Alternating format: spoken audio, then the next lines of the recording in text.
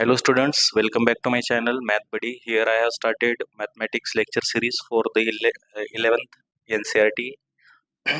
So here is the 6th lecture, Algebra of the Sets, in which we are going to study intersection, union and difference of the sets. So first we will see the definition of the union of sets.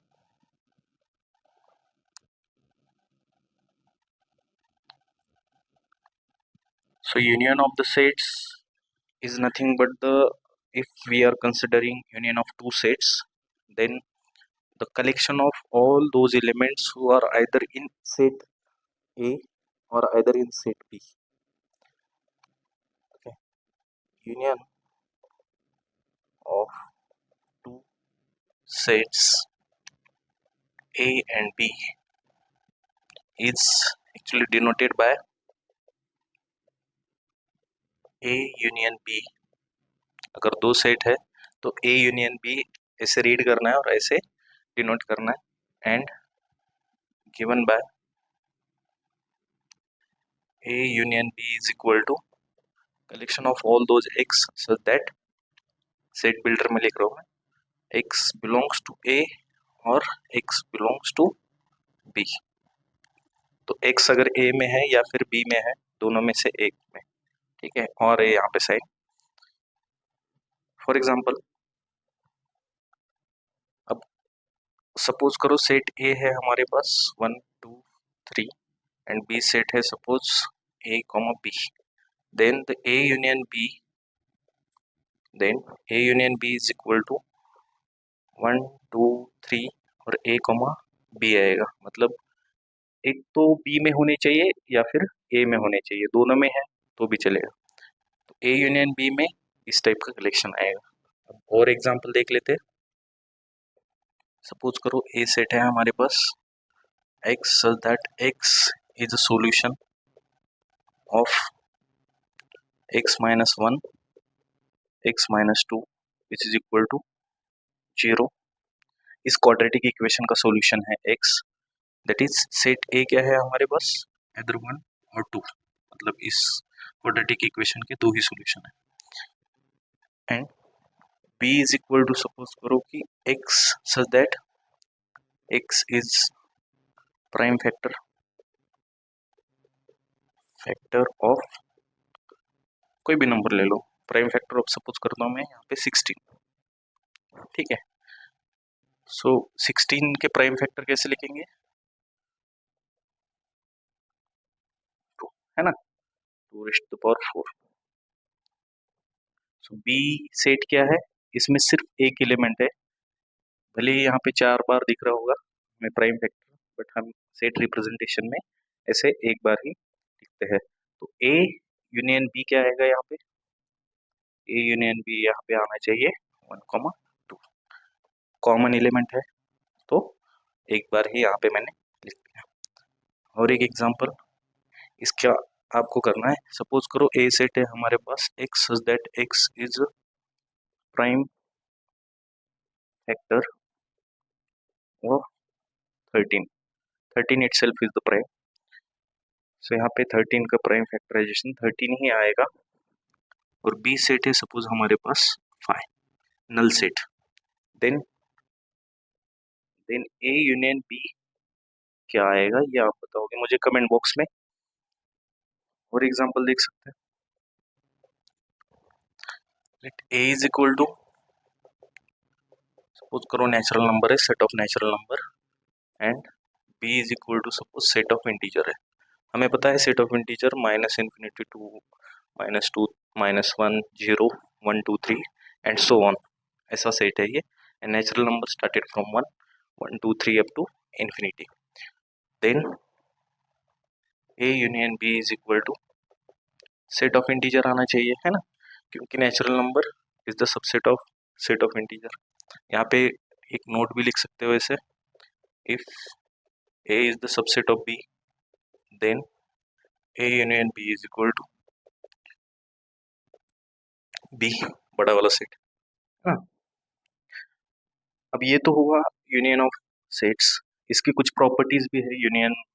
कोई भी अगर sets का हम union लेते हैं then follows these properties of union of sets. Let, या फिर ऐसे करो, for any sets a, b and c, हमने तीन आर्बिटरी सेट्स ले लिए यहाँ पे, then following properties are true. Commutative law. अब कम्यूटेटिव लॉ का मतलब क्या है? जैसे कि हम algebra of real number, algebra of integer, algebra of natural number में 1+2 अगर करेंगे तो 2+1 के बराबर ही आएगा. 1+2 is equal to 2+1. Same as like that A union B is equal to B union A, है ना? सेम है, दोनों सेम आएंगे. आप इस एग्जांपल में वेरीफाई कर सकते हैं, इस एग्जांपल में वेरीफाई कर सकते हैं, कोई भी एग्जांपल लेके A union B is equal to B union A proof कर सकते हैं. Then associative law, A union with B union C. मैंने यहाँ पे ब्रैकेट ले लिया. ब्रैकेट अगर शिफ्ट भी करेंगे तो भी कुछ फर्क नहीं पड़ेगा, ऐसा एसोसिएटिव लॉ का कहना है. तो यहाँ पे मैंने ब्रैकेट शिफ्ट कर दिया. ए कैलकुलेशन पहले करो, देन यूनियन ले लो ए के साथ, कुछ फर्क नहीं पड़ेगा. ये कैलकुलेशन पहले करो, यूनियन ले लो सी के साथ, कुछ फर्क नहीं पड़ेगा, दोनों इक्वल ही आएंगे. ठीक है. Number third, idempotent law. Idempotent law state that A union A is equal to A itself. ठीक है. Then fourth, identity law. आप ये वेरीफाई कर सकते हो, A union A is equal to A भी ये ही आएगा. Idem identity law, A union with phi is equal to A ही आना चाहिए. इसे फाई लॉ भी बोल सकते हो. ठीक है. So these are 4 laws. अभी यहाँ पे मैं बाकी के यहाँ पे लिखता हूँ. तो ये जो प्रॉपर्टीज है, ये प्रॉपर्टीज इंटरसेक्शन के लिए भी होंगी. ठीक है, तो ये ध्यान रखो. Then the fifth property is, है ना, डोमिनेंट लॉ. डोमिनेशन बोल सकते हो या फिर इसे बोल सकते हो आप, क्योंकि यूनिवर्सल सेट के लिए है तो यू लॉ भी बोल सकते हो. इट्स, अगर ए सेट है हमारे पास, इसका यूनियन अगर लेते हैं यू के साथ, then U will be U will be dominant on A. That's why its answer is U. ठीक है. तो ये रहे कुछ लॉ.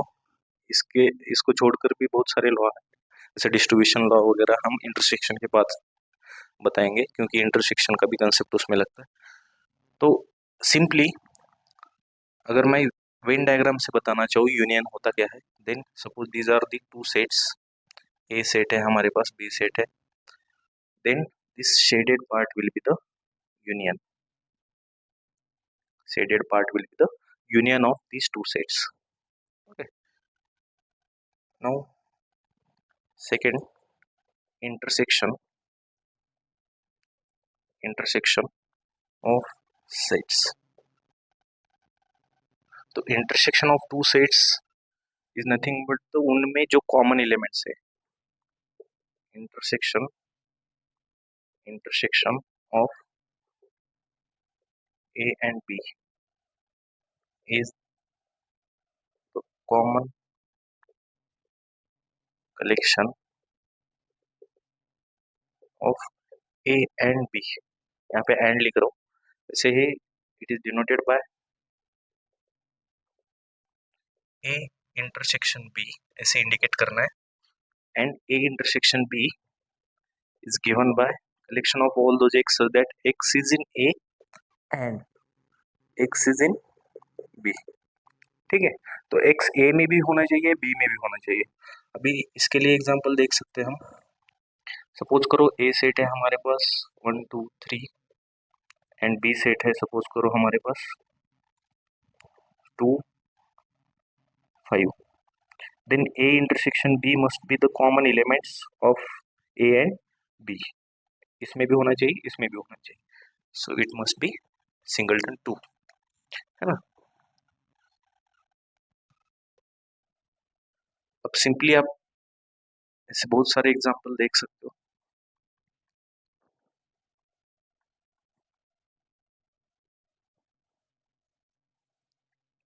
अब मान लो हमारे पास ए सेट है 1 2, है ना, एंड बी सेट है सपोज करो हमारे पास 5 6।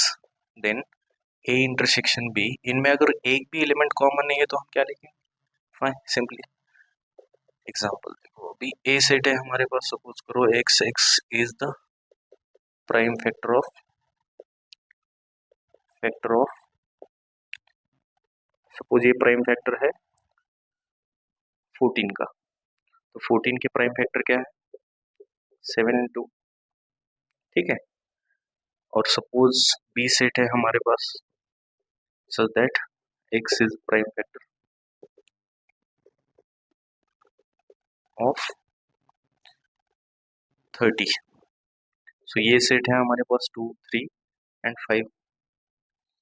इन दोनों में कॉमन मतलब क्या है कि ए इंटरसेक्शन बी में ऐसे एलिमेंट्स आएंगे जो कि दोनों के फैक्टर है, मतलब 30 का भी फैक्टर होना चाहिए प्राइम फैक्टर, और 14 का भी प्राइम फैक्टर होना चाहिए। तो A intersection B is equal to ये आएगा हमारे पास सिर्फ 2, है ना, सिंपल है। और एग्जांपल देख सकते हैं, सपोज ए सेट है हमारे पास set of natural number and B set है हमारे पास set of integer, then A intersection B, ऐसा यूनियन में देखा था हमने, यूनियन क्या आया था, सेट ऑफ इंटीजर आया था। देन यहाँ पे A intersection B is equal to set of natural number आएगा, क्योंकि यूनियन में बड़ा सेट आएगा, ये इसमें कंटेन कर रहा है, मतलब ए बी का सबसेट है। देन यहाँ पे एक नोट लिख के देख सकते हो, A is the subset of B, then A intersection B is equal to A, ठीक है। So there are properties for intersection also, intersection की भी प्रॉपर्टीज हम देखेंगे यहाँ पे।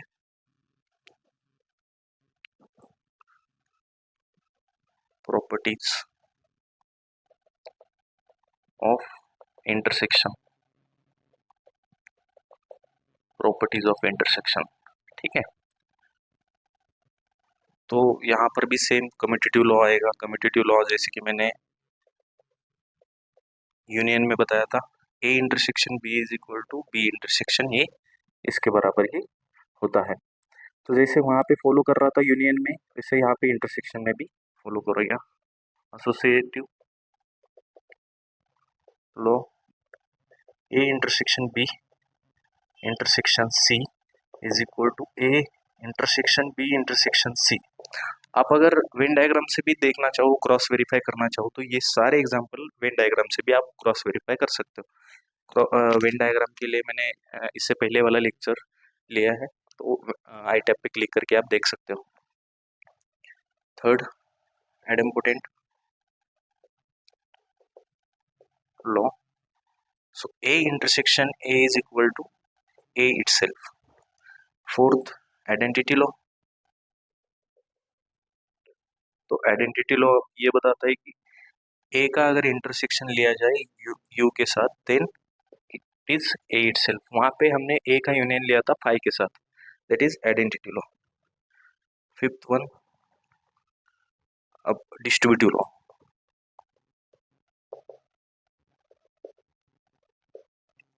Distribution of union over intersection and distribution of intersection over union. तो A union B intersection C अगर है, यूनियन का कंसेप्ट मैंने इससे पहले पढ़ा है, तो तो ये इसके बराबर होता है A union B intersection A union C, ये डिस्ट्रीब्यूट हुआ ना।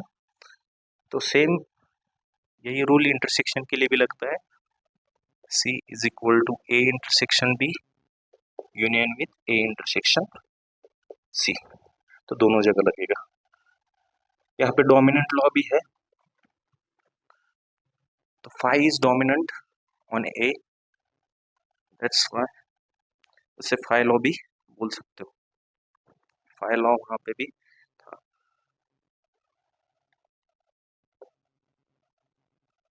डोमिनल या फिर फाइल A intersection five is equal to क्या आना चाहिए, फाइव आएगा। ठीक है, इसके लिए एग्जांपल हमने देख लिए थे, एग्जांपल फॉर इंटरसेक्शंस हमने यहाँ पे ऑलरेडी देख लिए।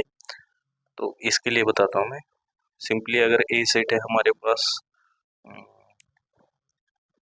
Set of x belongs to set of negative integer and B set है हमारे पास, सपोज करो x such that x is set of positive integer, then a intersection b is equal to 5 आएगा। इसके लिए और एक एग्जांपल, ये बी सेट एम्प्टी नहीं है, तो ए सेट सपोज हमने लिया x such that x belongs to set of integer and B set लिया हमने simply 5, then a intersection 5 must be 5। तो कोई भी सेट हो तो आप यहाँ पे वेरीफाई कर सकते हो, यहाँ पे इसका यूज करके भी आप कर सकते हो, कोई दिक्कत नहीं। Now difference of two sets, ठीक है,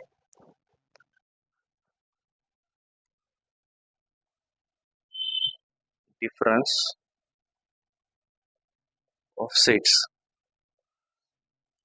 अब अगर दो सेट्स का डिफरेंस ले रहे हैं हम, सपोज ए और difference of difference of A and B is denoted by, A में से माइनस करना है बी को, डिफरेंस ए माइनस बी ऐसे पढ़ सकते हो इसे, ए में से बी वाले एलिमेंट निकालने हैं हमें। तो सपोज यहाँ पे हमारे पास वेन डायग्राम है, ए सेट है बी सेट है, देन ये वाला जो पोर्शन है ये ए में से निकाल लो, ठीक है, ये पूरा बी ही निकालना है, बट ए में जितने एलिमेंट है वो तो चले जाएंगे, that is A minus B क्या आएगा, दिस पोर्शन। ठीक है, ये जो पोर्शन है ये वाला पोर्शन एम्प्टी पोर्शन, ठीक है, denoted by this and given by a minus b is equal to collection of all those x such that x is in a but x does not belongs to b, मतलब x a में तो होना चाहिए but x b में नहीं होना चाहिए, a minus B से। वैसे ही सेम b माइनस a के लिए आप डिफिनेशन कर सकते हो, x such that x is in b but x does not belongs to a set, है ना। तो सिंपली अगर हम ये करेंगे,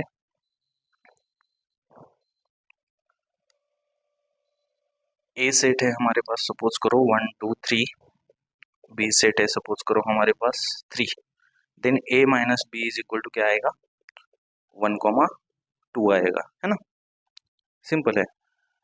एग्जाम्पल इसके लिए और भी देख सकते हैं, सपोज हमारे पास ए सेट है X such that X belongs to set of natural number, ठीक है, और बी सेट है हमारे पास सपोज करो 1 2 3, then A minus B is equal to, A minus B is equal to क्या आएगा, ये तीन नंबर जो है, तीन एलिमेंट्स जो है ए में से निकल के जाएंगे, मतलब सेट ऑफ नेचुरल नंबर से, that is it is the collection of 4 5 6 and so on, इस तरह से लिख सकते हो, या फिर इसे